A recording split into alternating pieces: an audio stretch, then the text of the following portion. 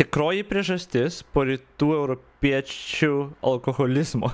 Why do Eastern Europeans drink so much? The former Soviet countries are one of the best drinkers in the world. That is not a compliment. Being a drunk all day is not aesthetic or cool. Even Russian novels show how people spend the last of their income on alcohol even when they're dirt poor or in debt. You already probably think that one of the main reasons for alcoholism in these places is that life is just fucking sucked in Tsarist Russia and in the USSR. Did you know that the Soviets actually encouraged alcoholism in their people? So not only did all your friends die... Aš kiek prisimenu, ten buvo, kad skatino, tada kažkuris ten jau ten prezidentas tada vos ne uždraudė ir kaip tik neskatino, tada vėl skatino, kažkas ten buvo pirmin atgal, labai vangiai prisimenu. War and everything sucked, but the government was also encouraging you to drink more because alcohol revenues were a major part of both Tsarist Russia and the Soviet Union, to the point where in the mid-19th century alcohol made up around 40% of Russia's income and around 1/3 of the revenue in the USSR. So while the average salary was about 150 to 200 rubles, a bottle of alcohol was hiked up to 10 rubles, and for Soviets a bottle of vodka was nothing. For an addicted person that would last an evening or maximum 2 days, which is where all these stories come from, where the dad is a drunk idiot and instead of helping his family out to eat, he just goes out and drinks. This high price of alcohol created the most Russian phenomenon ever, called the 3-person deal, where 3 random strangers all chipped in to buy 1 bottle of vodka and drank it right away in some park, square, or a hall of a building nearby. How did the Soviets encourage drinking? The Book of Tasty and Healthy Food was a book released by the Institute of Nutrition of the Academy of Medical Scientists of the USSR in 1939. Brother, all of your population is fucking addicted to alcohol. The one chance you get to releasing a cookbook of what these people should consume in their bodies. You got directed propaganda of a food pyramid and a cookbook that all of the USSR will actually see. Guess what they put inside, bro? Oh yeah, our population is full of alcoholics. Guys, here's how you make a good dinner table. So first, you get some Georgian wine, some chocolate, maybe a little champagne, couldn't hurt, more Georgian wine, and you know what? Another bottle of Georgian wine could not hurt either. And how about we switch it up a bit and get 2 more bottles of Armenian wine? So there are currently 6 confirmed alcohol bottles on this table. There are 2 full-size plates on this fucking table and at least 6 bottles of alcohol. And you guys have to understand, I'm being very generous here, because most likely these 2... Ta kultūra tai neišvengiamai, nu, tipo, aš nežinau, kiek čia kaltinti rusų, žinai, reikia, bet ta kultūra yra dar iki dabar, kad kiekvienas baliukas tai alkoholis bus. Aš sakyčiau, dabar tarp mano draugų ir mano gyvenime tai alkoholio labai mažai yra. Nu, aš iš viso 27 negeriau, tarkim, tada buvo keletas metų, kur, tarkim, gerim. Bet dabar, ką žinau, jeigu ir išeini į miestą, neprivalai, net nėra taip, kad kažkas kreivai žiūrėtų ar dar ką. Bet jau išgersi alaus, bet ne dėl to, kad, tipo, alkoholikai tiesiog linksma smagu. Jeigu susirinksi namie, ten kokį filmą žiūrėti ar kažką, jo atsineš visi turbūt ten kokio ten ar alaus ar kažko, ten giros kokios išgert. Bet kurie nenori irgi, tipo, nežinau, nėra to tokio nei spaudimo, ar nei, kad būtų labai ypatingai kultūros dalis. Gal ir galima sakyti, kad yra kultūros dalis vis dar. Tiesiog ta kultūra actually patapus biškai labiau kultūrinė jau. Tokia, nu, svaiginimuose toj pusėje, žinai, ne tai, kad ten savo kažką skandinio, tiesiog linksma, skanu, žinai, porą išgers. Nu, pasikeitė, tikrai pasikeitė. Prisiminus ten mano tėvų visokius gimtadienius ar ten dar kažką, jie... 2 bottles are also alcohol too, and this black jug over here is 1000% filled with alcohol. So it's most likely 7 bottles of alcohol with 2 full-size plates. This is like if the US Department of Health and Human Services dropped a picture of what a dinner table should look like, and it included 3 Hershey bars, fruit, McFlurries, 4 bottles of Jack Daniels, and 5 bottles of Hennessy. How about some breakfast? Well, for breakfast you should get something to start the day off with, so how about some sausages, a pickle, peas, 2 bottles of beer. The first time I saw this, I was like, there is no way pusryčių nevalgau. these people are recommending 2 bottles of beer to their population, but nope, both of those bottles are beer. And this one is just going all in. A chocolate bar, some fruits, and to wash it all down, a bottle of Georgian wine, a bottle of champagne, Armenian wine, and another wine. USSR Ministry of Health, by the way. And about life sucking, and that's why they were drinking. I mean, day to day, it wasn't America, but just all the wars, World War I and World War II, and the USSR having the most deaths out of any other country was a big part of that reason too. The situation was especially bad in the heavy industry regions and rural areas, because heavy industry workers especially hated their lives, to the point where in the mid-19th century alcohol. Netaip senai čia buvo parašyta, kad Zelenskis kitais priėmė, ar Ukraina ar žiūri priimti, ar priėmė, aš dabar galvoju, ten dėl medicinės marihuanos įstatymų Ukrainai, man atrodo, ar ne tik dėl medicinės. Ir, realiai jo, logiškai yra, nes galų galia šitas karas baigsis, kažkada baigsis karas. Ir kiek karai palieka tų visų PTSD atvejų ir kiek mental problemų palieka kartoms į priekį. Tai bus iš tikro, iš tokios akademinio smalsumo, bus įdomu iš tikro tie skaičiai galų gale ir situacija.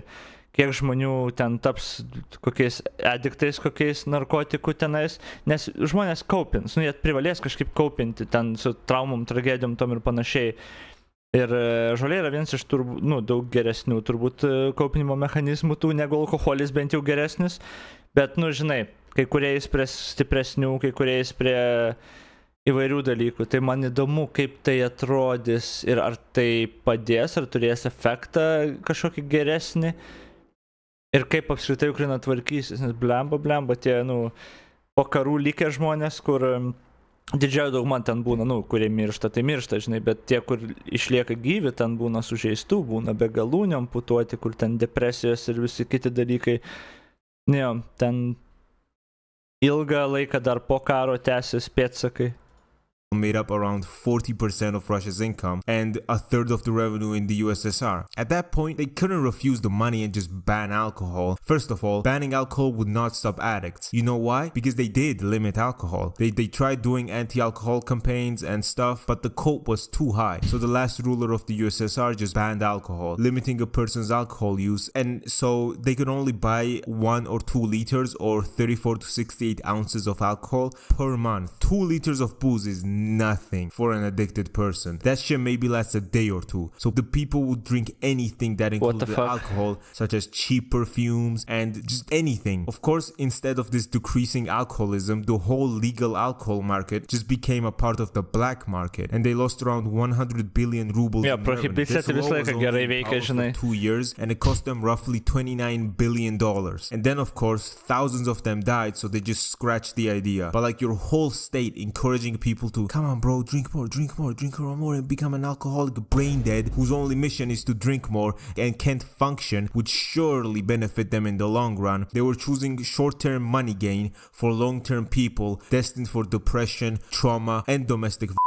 More on that one coming in a bit. I was doing research for this video and saw an article that said Soviet propaganda encouraged alcohol consumption and that drunkard men were portrayed as liberated and attractive. I don't know about that one, but much in the same way as Bakhmut is liberated now. Guys, 9 million Russians are dead, but we took the Ukrainian town of Kokets, population 4 goats. Amazing Russian victory. I'm sure losing all these people will of course help Russia, even though its population has been rapidly declining like nothing else. Alcohol, hardcore drugs, and the highest self-gaming rate in the world besides African countries. And making domestic legal in a country and the declining population was surely a good move. Look, you can your wife all you want, unless they get broken bones or they aren't alive anymore. Oh, your wife like nothing else besides African countries. And making domestic legal in a country and the declining population was surely a good move.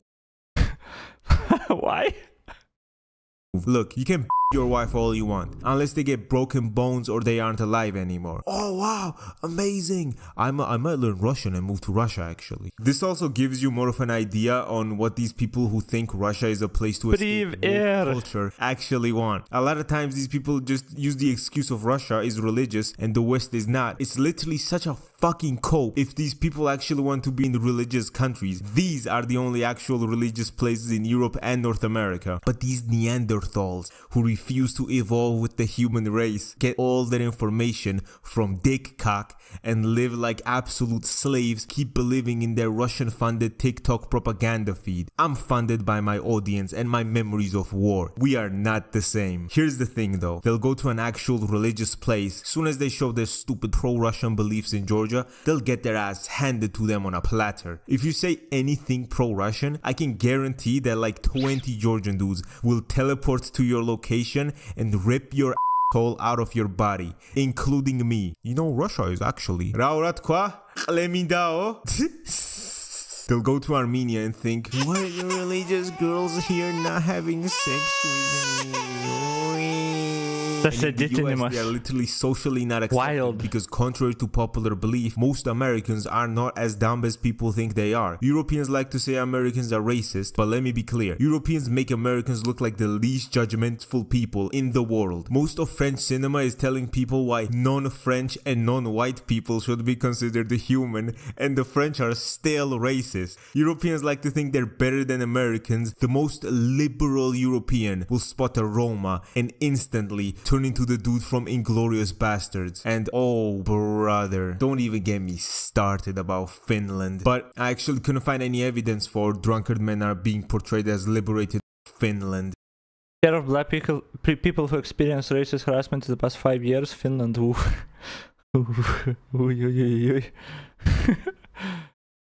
Iš kur čia statista? But I actually couldn't find any evidence for drunkard men are being portrayed as liberated and attractive. Maybe in the culture or before Stalin died, but after Stalin died and I gained the ability... Kas yra liberated ir attracted, man atrodo, labai greitai kultūriškai keičiasi. Ne kažkada buvo ten su cigaretė dantyse tu kietas, dabar nebe, dabar, I guess, dabar vaikam jeigu su veipu gal kietas, bet dabar ir tas labai greit keičiasi. Tik toko trendai greičiau diktuoja, kas tipo cool ir attractive atrodo. Bet aš to net negirdėjau, kad kažkada su alkoholiu, tipo, prasigėręs, tipo, gerintis yra kietas ir atraktyv, okay, cool. To store wine inside a figurine of him without getting shot by a firing squad. They started doing a lot of anti-alcohol propaganda because for the past 200 years they've just been profiting off it, and they probably thought, guys, okay, we've made enough money and ruined our people's lives enough, let's cut the alcoholism a bit. But if only ending an addiction was that easy. These people were doing three-way vodka chip-in deals with random strangers. You think a picture of a dude refusing alcohol was gonna stop them? No, bro. And you guys might think I'm only talking about Russia here, but the USSR just spread this alcoholism to all of the countries they were occupying and made it normalized. I can name any one of these countries. The countries least affected were actually the Caucasus countries with this alcoholism. Like, yeah, it definitely increased, but it's died down lately here in the mountains. You know where it hasn't died down? Everywhere else, bro. Which brings me to our GOAT, our #1 alcohol drinkers in Europe. The one and only, the best country in the world. Few countries who refers to Georgia by its actual name, and we return the favor by calling them by their real name. Lietuva, aka Lithuania. Lithuania is by far the #1 drinker in the European Union. I can only explain this by saying that ruling over Slavs for 800 years was very stressful. Look, I get it. Klausyk, mes keičiamės, gerai? Mes pasikeitė jau. Mes pasikeitė. Dude, I get it. It's terribly fucking shameful for you to have no fucking history except fucking tending the fields of big Baltic bulls, but you gotta accept that, dude. If you're gonna avoid who you are really, you know, you're gonna be lying to yourself, dude. Lithuania ruled the Slavs. You don't like that? That's too fucking bad, but it's true. For fucking hundreds of fucking years, 800 fucking years, Lithuania has been fucking dabbing on you cocksucking motherfuckers. Look, I get it, dude. All of your history is basically just tending the fucking potato fields for the big fucking Baltic bull. But look, it's not that bad. I mean, we treated you pretty good, right? We gave you fucking rights. We let you speak your language. We let your people you know, participate in the governing process. It's beautiful, you know. We were such benevolent rulers. You don't have to be so fucking mad. You don't have to be upset, you know, just accept it. So they started drinking, and then it just went on for generations to what we have today. I want to say, I don't know what's going on up there, but the situation is very bad. On any alcohol statistics, Lithuania and Russia come up the highest in Europe, and the worst thing is Lithuania is actually a developed country, but it still has the highest self-game end rate. Bet mažėja, gas, pabiškai mažėja, tai gas, tas palikimas yra, bet mažėja, man atrodo, ir keičiasi kultūra, ir man atrodo, greitai dar labiau kristi, aš nežinau, man atrodo, nėra kaip. Aišku, ten kyla kitų narkotikų vartojimas ir panašiai, tai čia kitas dalykas, bet... In the European Union, which just goes to show you how dangerous a populace being addicted to alcohol is. Causes nothing more than bullshit, being poor, depression, and in a lot of cases, domestic. Good thing is, at least domestic is illegal in Lithuania, unlike Russia, so people can actually get punished for it. Lithuania is the richest country in the Baltics, with nearly double the GDP of Estonia, so it's baffling to see these statistics coming out from them. To compare to other post-Soviet countries, Lithuania is nearly 5 times richer than Armenia and is in the European Union, but there's... Nes mes savo galim leisti alkoholį vartoti 5 eurų už bokalą, čia dėl to, ne, kad mes ryčiai esam. Oh my god. Is 6 times larger than Armenia. So it goes to show you how much even developed countries can get ruined by alcoholism like this. It's also horrible because it also contributes to domestic violence, and showing your kids domestic violence is not healthy at all. So the kids might grow up traumatized and start drinking too, going through the cycle of trauma all over again. Another reason for the whole region being alcoholics is why everyone thinks they're alcoholics. Just a lot of BS going on. Social, economic, and political turmoil, wars in the past decades, and quality of life is a broad concept that includes things such as health, education, income, safety, freedom, and happiness. And according to the World Health Organization, an individual's perception of their position in life in the context of the culture and value systems in which they live and in relation to their goals, expectations, standards, and concerns. Quality of life can be measured by different indicators such as life expectancy, literacy rate, poverty rate, human development index, happiness index, and others. And yet these places don't have a very good rating. Eastern Europe is a region that has faced many challenges, if you include the fact that most of the people that died in World War II were Eastern Europeans. For example, you know what percentage of the population died during World War II in Germany, fighting on the side that lost? 8.23% of their population. Just 8%. Now, you go east and boom, 25% of Belarus's population died, 16% of Ukraine, 17% of Poland. Like, what the fuck am I looking at here? And if the cope only stopped there, in the early 90s, when the alcoholic European Union collapsed, many countries in this region went through a difficult transition from a centrally planned economy to a market economy. The USSR collapsing is exactly why we have oligarchs today who have more money than they know what to do with, because they control a percentage of a company which supplies all of Europe with gas. These huge industries providing services for 200 million people got in the hands of a few, the rest were left fucked, resulting in economic instability, aka fuck you, your money's mine now, unemployment, inflation, corruption, and social inequality. Even to this day, a handful of Russian oligarchs control 85% of the country's wealth. Moreover, some countries experienced ethnic conflicts. Oh, I wonder which countries. Oh, what? Me? Mine? Georgians? They were trying to game end the people of my ethnicity? And Bosnians too? Wow. Yeah, they were. Ask your Serbian grandpa or dad what he did in the 90s. The answer might surprise you. Civil wars, political violence, and an infinite amount of human rights violations. Just literally as much as you want. These factors have negatively affected the quality of life of many people in Eastern Europe who have suffered from poor health, low education, low income, insecurity, which means, oh, I wonder when a bomb is gonna drop on me. Guys, it's okay, I can make fun of it. Bombs have been dropped on me too. One of the ways that some people cope with the stress and hardship of their lives is by consuming alcohol. Alcohol provides temporary cope and relief from the negative emotions caused by having a Georgian leader for a few years. It gets rid of anxiety, depression, anger, and boredom temporarily. But it is a slippery slope from having having a traumatic event to just being a full-on alcoholic, and Eastern Europors have had a lot of traumatic events in a short amount of time. However, alcohol also provides you with liver damage, cardiovascular disease, cancer, addiction, cognitive impairment, and psychological disorders. Furthermore, it will destroy your social functioning, such as family relationships, work performance, communication, basically remove your hope of being a functioning member of society. In conclusion, the state promoting alcohol like it's water because half their GDP was made up of just selling vodka, and also just pure depression that comes with RNG fucking up and making you born east of Germany. Kas pas mus daugiausiai išgeria, aš dabar galvoju? Kas pas mus taip smarkiai, kurie gal demografija smarkiausiai prisėda prie to alkoholio tiek gerimo ir panašiai, nes, šitoj vietoje negalima sakyti, kad čia tik tie pensininkai. Nes, jaunų žmonių vis tiek yra visai nemažai, kur prasiger ten, bet įdomu, jog pagal amžių, jeigu grupės, kas daugiausiai suvartoja alkoholio.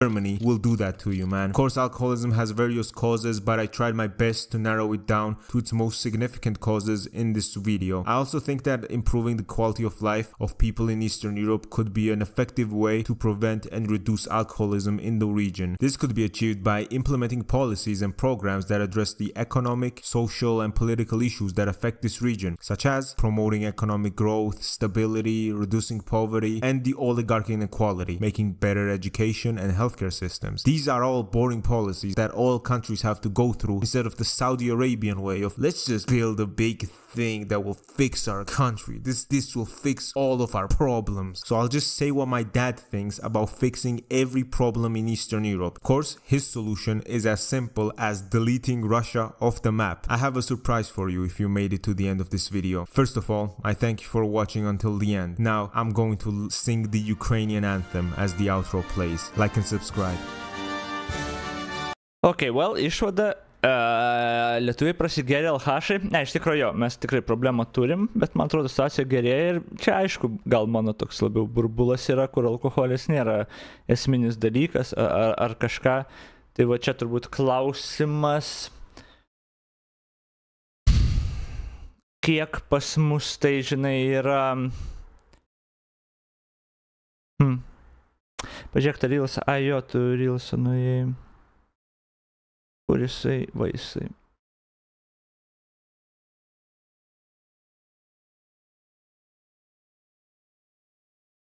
Why don't gay people drink beer? Because they only like cocktails. Did you know? Why don't gay people drink beer? Because they only like cocktails.